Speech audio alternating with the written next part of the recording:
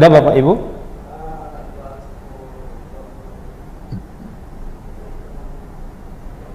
Terima kasih Pak. Ya, silakan.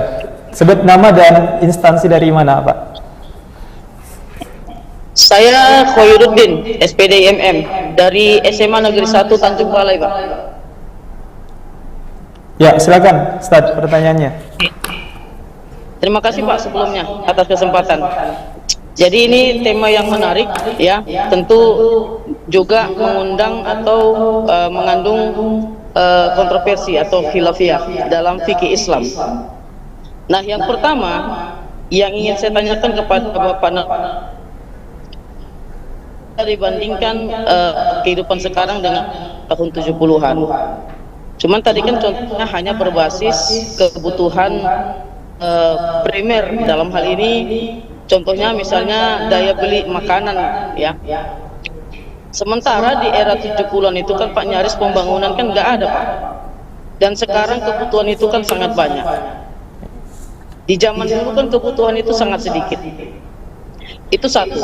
Nah, yang kedua kaitannya, terus bagaimana Pak solusi untuk membebaskan negara ini dari praktik riba dalam pengelolaan bernegara? Bagaimana juga cara membebaskan inflasi kalau memang inflasi itu menjadi penyebab riba? Negara ini punya banyak pakar ekonomi Pak, juga pakar ekonomi syariah juga banyak ya di negara ini. Terus kenapa mereka tidak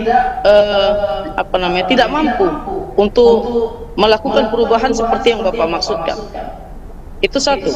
Yang kedua, saya mau sharing tentang hukumnya Pak. Ini kan kita fikih ya. Saat misalnya menjelang lebaran ya, sekarang kan ada menjamur praktik pertukaran uang baru, dan itu menggunakan istilah just titip gitu, jasa titip gitu.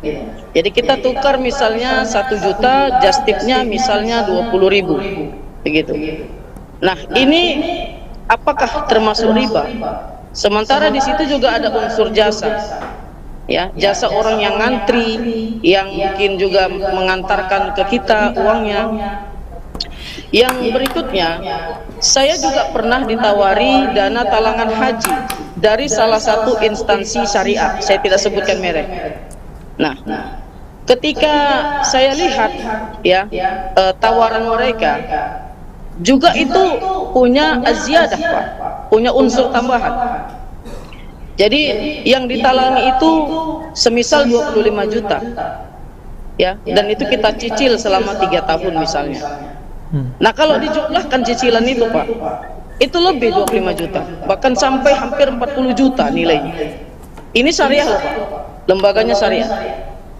Nah, apakah ini masuk kategori riba atau bagaimana? Yang berikutnya, kalau masih diizinkan saya bertanya, kebetulan saya ketua KPN Pak, ketua Koperasi Pegawai Negeri. Ya, ini juga yang sering saya berbenturan dengan teman-teman gitu. Ya, jadi ada beberapa anggota saya yang keluar dari keanggotaan KPN dengan alasan KPN itu, koperasi itu adalah riba. Jadi bagaimana menurut Bapak? Ya, sebetulnya banyak hal lagi nih yang mau kita bicarakan. Belum lagi kita bicara kebutuhan rumah Pak. Kalau dengan gaji kita, kemudian kita beli rumah secara cash, itu kan berat. Nah, sekarang kan ada KPR dan itu dicicil. Nah, itu gimana ceritanya? Riba atau masuk dalam hal jual beli? Ya. Itu mungkin Pak beberapa hal yang ingin saya diskusikan. Terima kasih atas kesempatan dan perhatiannya Pak. Ya, baik, terima kasih Pak Khairuddin dari SMA Negeri 1 Tanjung Balai. Baik Pak, saya langsung jawab ya. Iya, silakan Pak. Nanti lupa soalnya. Makasih Pak. Cukup banyak. Khairuddin, Gus Coy ini. Ya, kalau memang cerita muamalat, Ustaz Khairuddin pasti fikih nggak bisa terlepas dari khilafiyah.